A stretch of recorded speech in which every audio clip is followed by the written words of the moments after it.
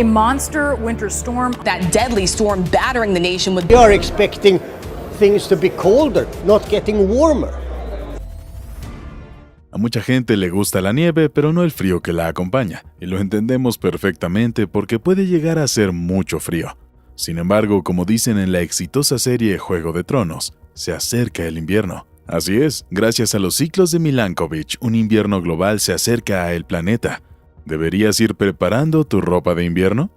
Ya que esto tiene mucho que ver con las estaciones, ¿qué causa las estaciones en la Tierra? Sea cual sea el lugar desde el que estés viendo este video, la estación cambia durante todo el año. Entonces, ¿de dónde vienen estos cambios estacionales?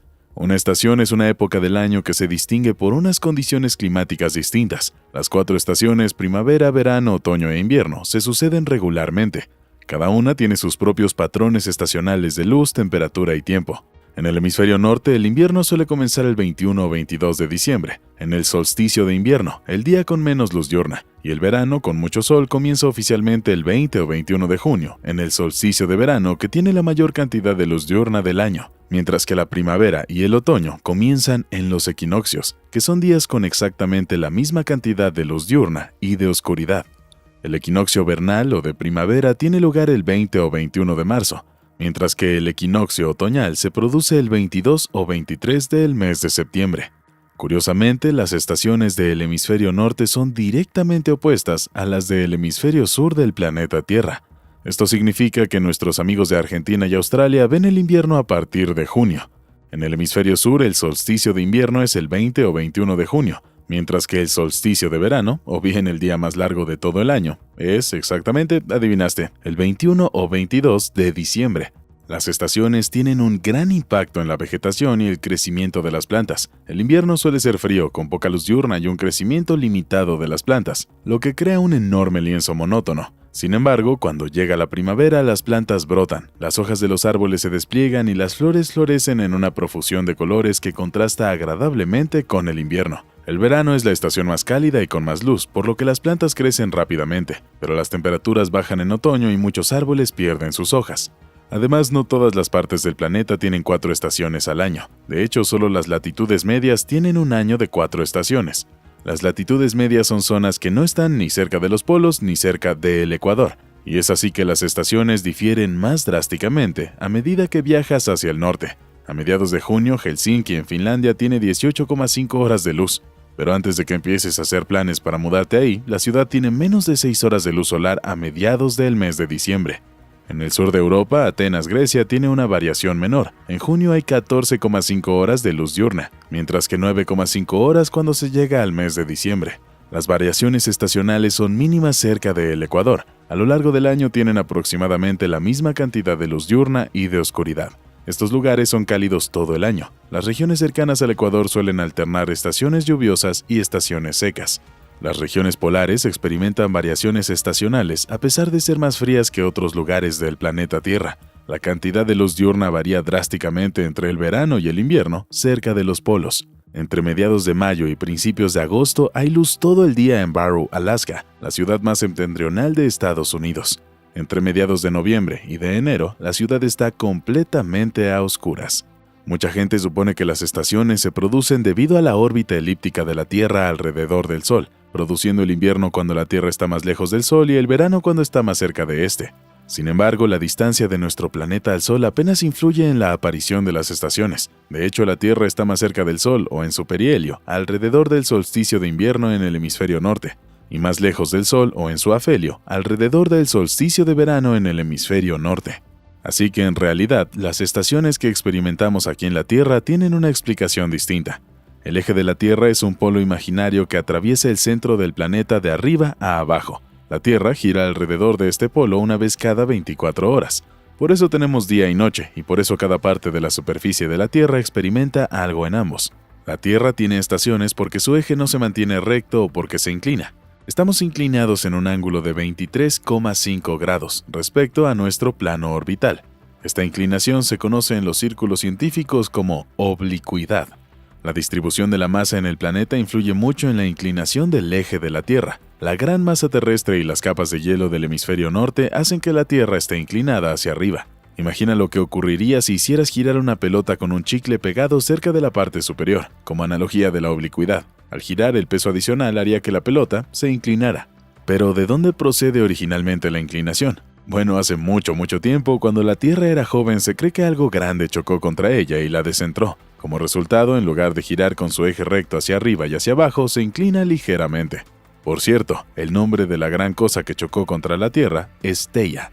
También hizo un gran agujero en el suelo. Una enorme cantidad de polvo y escombros fue lanzada a la órbita como consecuencia del gran impacto. Los científicos creen que los escombros acabaron convirtiéndose en nuestra Luna. El eje inclinado de la Tierra siempre apunta en la misma dirección mientras orbita alrededor del Sol. Como resultado, distintas partes de la Tierra reciben luz solar directa a lo largo del año. Y por cierto, no estamos solos en este asunto de la inclinación planetaria. Otros planetas de nuestro sistema solar también se inclinan en distintos grados.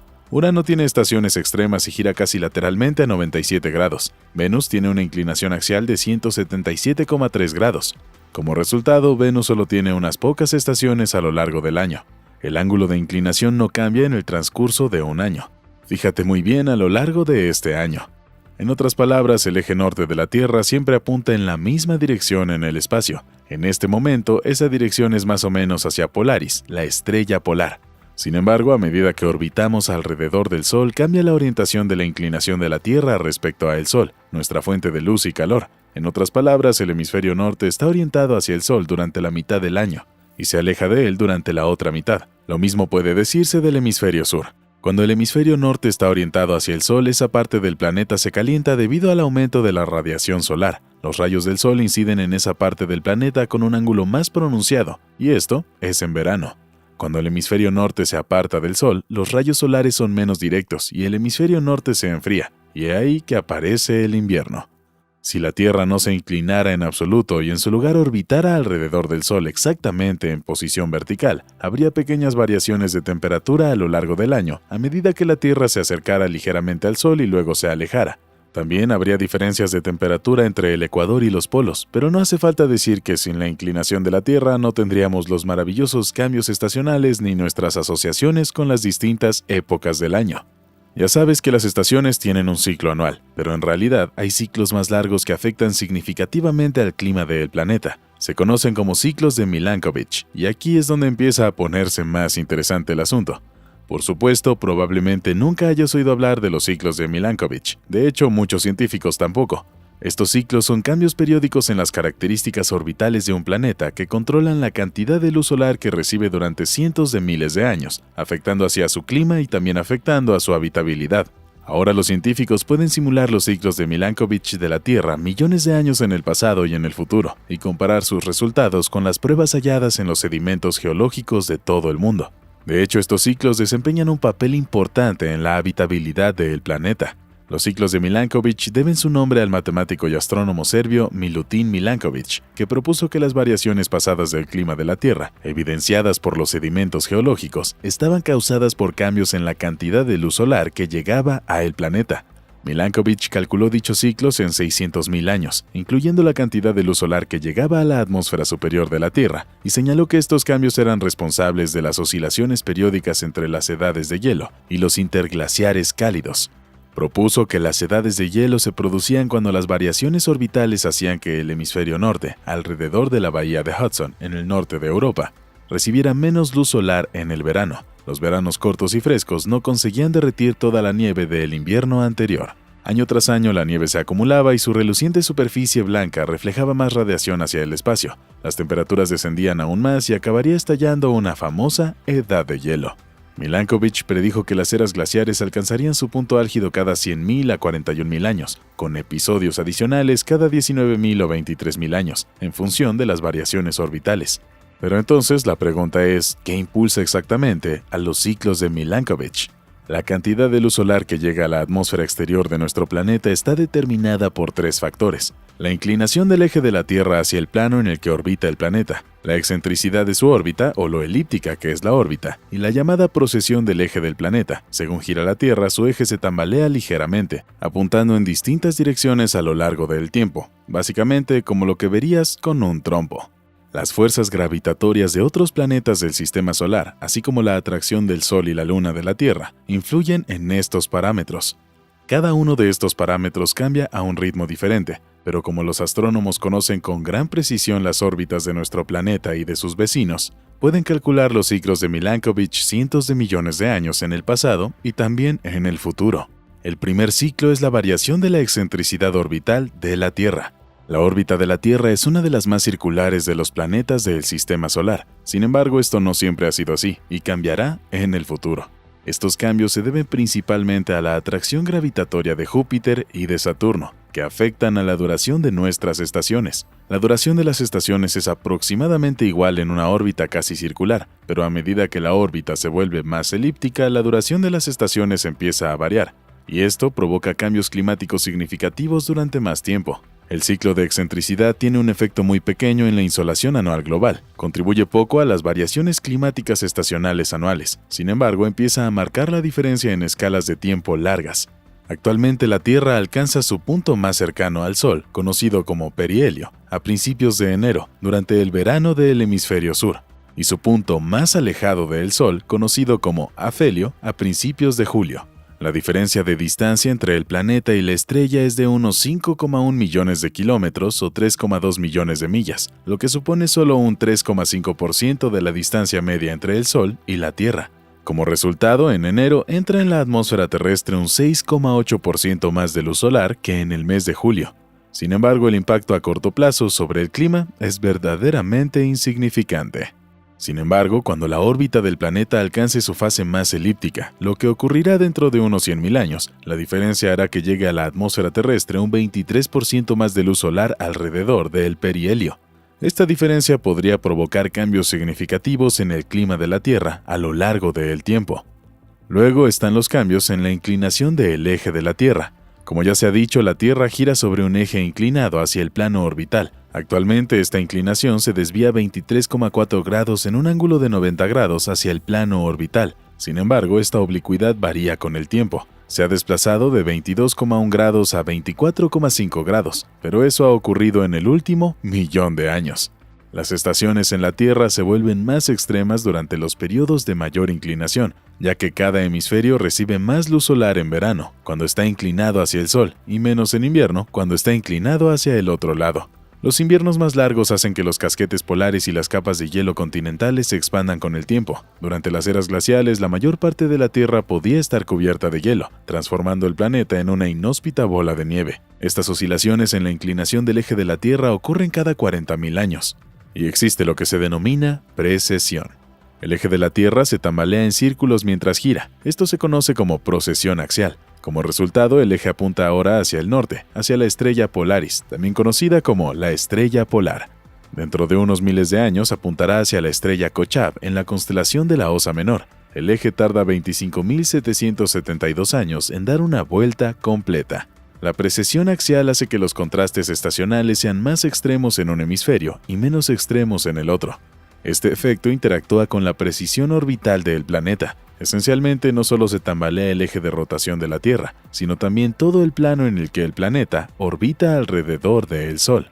Como resultado, los puntos más cercano y más lejano del planeta respecto a la estrella no son fijos, sino que se mueven con el tiempo. Actualmente, el perihelio se produce durante el verano austral, pero dentro de unos 13.000 años el hemisferio norte estará más cerca de la estrella durante los meses de verano.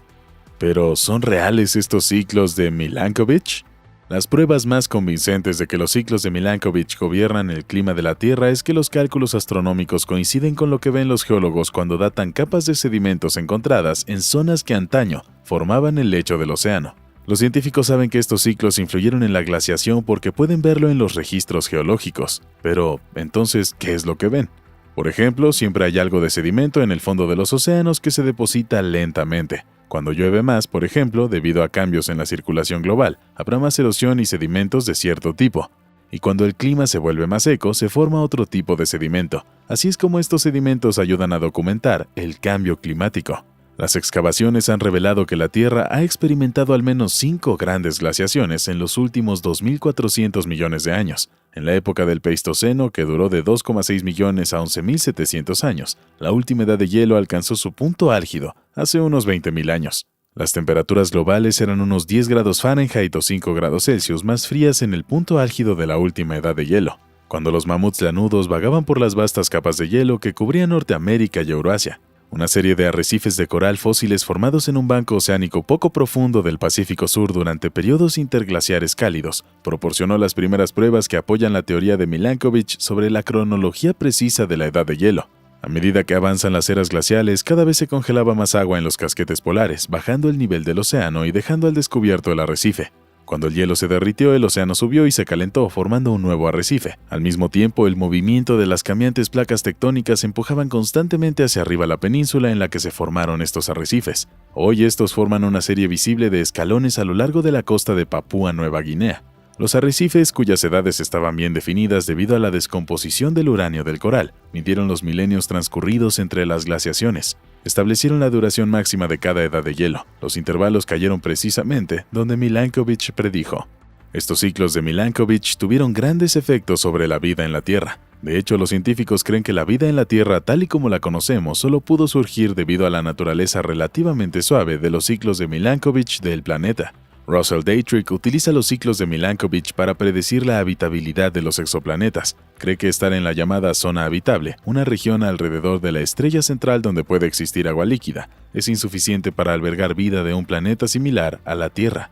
Según algunos estudios, tener ciclos de Milankovitch fuertes, sobre todo con grandes cambios de oblicuidad, puede ser beneficioso para la habitabilidad. Tiene el potencial de evitar que el planeta entre en un estado de bola de nieve. En otras investigaciones, sin embargo, los científicos descubrieron todo lo contrario. Con grandes cambios de oblicuidad, descubrieron que podían formarse capas de hielo supergrandes en Tierra que son básicamente permanentes y extremadamente difíciles de eliminar porque introducen inercia térmica. Así pues, el consenso es que cuanto más pronunciados son los ciclos de Milankovitch, menos habitable es un planeta. Para comprender los ciclos de Milankovitch de un exoplaneta, necesitamos mediciones muy precisas no solo de los parámetros orbitales del planeta, sino también de los parámetros orbitales de todos los demás planetas del sistema. Esto se debe a que los ciclos de Milankovitch son un fenómeno complejo causado por las perturbaciones de todos los demás planetas del sistema, así como por las perturbaciones de la estrella anfitriona y las lunas que pueda tener el planeta. Aparte de la Tierra, Marte es el único planeta del que los científicos disponen de datos suficientes para analizar sus ciclos de Milankovitch y su impacto en el clima. Marte experimenta ciclos de Milankovitch mucho más extremos que el planeta Tierra. Su oblicuidad varía mucho más que la Tierra y su excentricidad también. Las mediciones de los depósitos polares realizadas por los orbitadores que exploran el planeta rojo revelan la alternancia de capas de hielo y polvo, lo que indica que las temperaturas en las regiones polares de Marte han fluctuado a lo largo de los eones. Hablando de la Luna, sin ella lo más probable es que el clima fuera mucho menos hospitalario para la vida en la Tierra. De hecho, algunos científicos creen que la vida en el planeta Tierra sería imposible sin la existencia de la Luna. Esta teoría fue propuesta en el 2000 por el astrobiólogo Peter Ward y el biólogo evolutivo Donald Brownlee, en su libro titulado Rare Earth. Ambos plantearon la hipótesis de que la Luna, grande y masiva, ejerce un par de torsión sobre la protuberancia ecuatorial de la Tierra, o ensanchamiento del planeta alrededor del ecuador que estabiliza la precesión del eje del planeta. Ward y Brownlee sostienen que si la Luna no estuviera presente, el eje de la Tierra oscilaría hasta 30 grados, lo que provocaría fluctuaciones climáticas mucho más pronunciadas. A pesar de los avances en la modelización informática, siguen existiendo algunos misterios sobre el clima cambiante de la Tierra y los ciclos de Milankovitch. Por ejemplo, según los registros geológicos, el clima de la Tierra cambió con una periodicidad de unos 100.000 años hasta hace 1,5 millones de años. Estas variaciones corresponderían a cambios en la excentricidad de la órbita terrestre. Los sedimentos más antiguos, en cambio, revelan un ciclo mucho más corto, de unos 40.000 años, que reflejaría cambios en la oblicuidad del eje terrestre. La causa de este cambio brusco es un completo misterio para todos los científicos. No tiene sentido porque los cambios de excentricidad son tan pequeños y los cambios resultantes en la luz solar son tan pequeños que no esperaríamos que ocurriera. Esto significa que el planeta se enfrentará a un grave cambio climático en un futuro. Hemos tenido un clima asombrosamente constante durante los últimos 10.000 años. La agricultura no pudo comenzar hasta el periodo interglaciar. La civilización humana floreció en esta misma época. Pero por supuesto, estamos jugando con el clima y alterando gravemente la meseta tan uniforme de la que hemos disfrutado durante milenios. Lo que ocurra con el clima en las próximas décadas podría prepararnos para una catástrofe climática mucho más temprana. Sin embargo, ese momento no llegaría hasta dentro de decenas de miles de años. La próxima glaciación podría producirse dentro de 50.000 años. ¿Significa esto que los ciclos de Milankovitch son el chivo expiatorio del cambio climático actual en lugar de las actividades humanas? En primer lugar, los ciclos de Milankovitch operan en escalas temporales largas que van de decenas a cientos de miles de años. En cambio, el calentamiento actual de la Tierra se ha producido en escalas temporales que van de décadas a siglos. Los ciclos de Milankovitch han tenido poco efecto sobre la cantidad de energía solar absorbida por la Tierra en los últimos 150 años. De hecho, las observaciones de los satélites de la NASA muestran que la radiación solo ha disminuido ligeramente en los últimos 40 años. En segundo lugar, los ciclos de Milankovitch son solo uno de los factores que pueden haber contribuido al cambio climático pasado y presente. Los cambios en la extensión de las capas de hielo y el dióxido de carbono atmosférico han desempeñado papeles importantes en el grado de las fluctuaciones de temperatura en los últimos millones de años, incluso en los ciclos de la edad de hielo. La extensión de las capas de hielo, por ejemplo, influye en la cantidad de energía solar que se refleja en el espacio y, por tanto, en la temperatura del planeta Tierra. También está la cuestión del dióxido de carbono. Como parte de los cambios del clima de la Tierra impulsados por el ciclo de Milankovitch, la concentración de dióxido de carbono en nuestra atmósfera fluctúa en unas 180 partes por millón a 280 partes por millón durante los ciclos glaciares anteriores. Estas fluctuaciones contribuyeron significativamente al cambio general del clima de la Tierra que se produjo durante estos ciclos. Hoy en día, sin embargo, es la entrada directa del dióxido de carbono en la atmósfera procedente de la combustión de combustibles fósiles y no la retroalimentación climática procedente del océano o de la Tierra, causada por los ciclos de Milankovitch, la responsable del cambio de la composición atmosférica de la Tierra durante el último siglo. Las concentraciones del dióxido de carbono en la atmósfera terrestre han aumentado un 47% desde el comienzo de la era industrial, pasando de unas 280 partes por millón a 412 partes por millón. Los niveles de dióxido de carbono han aumentado un 11% en los últimos 20 años. Los científicos están seguros de que este dióxido de carbono se debe principalmente a la actividad humana, porque el carbono producido por la quema de combustibles fósiles deja una huella dactilar distintiva que los instrumentos pueden detectar. Desde 1850, la temperatura media mundial ha aumentado más de 1 grado Celsius o 1,8 grados Fahrenheit. Además, recientes evaluaciones científicas predicen que la Tierra se calentará otro medio grado Celsius o casi 1 grado Fahrenheit para el año 2030. En otras palabras, este calentamiento relativamente rápido de nuestro clima se está produciendo además de los cambios muy lentos del clima provocados por los ciclos de Milankovitch. Los modelos climáticos muestran que cualquier forzamiento del clima de la Tierra causado por los ciclos de Milankovitch se ve superado cuando la concentración de dióxido de carbono en la atmósfera supera los 350 ppm. Desde 1750, el calentamiento causado por los gases de efecto invernadero emitidos por la combustión humana de combustibles fósiles ha sido más de 50 veces superior al ligero calentamiento adicional causado por el propio Sol. Si el calentamiento actual de la Tierra está causado por el Sol, los científicos predicen que aumentarán las temperaturas tanto en la baja atmósfera o troposfera como en la siguiente capa de la atmósfera, la estratosfera. En cambio, las observaciones con globos y satélites muestran que la superficie de la Tierra y la atmósfera inferior se han calentado, mientras que la estratosfera se ha enfriado.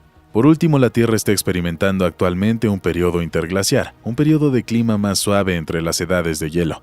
Los científicos creen que las posiciones orbitales actuales de la Tierra dentro de los ciclos de Milankovitch predicen que nuestro planeta debería estar enfriándose, no calentándose, continuando una tendencia al enfriamiento a largo plazo que comenzó hace 6.000 años. Oigamos todo lo que piensas sobre el planeta Tierra volviendo a una edad de hielo en la sección de comentarios aquí abajo.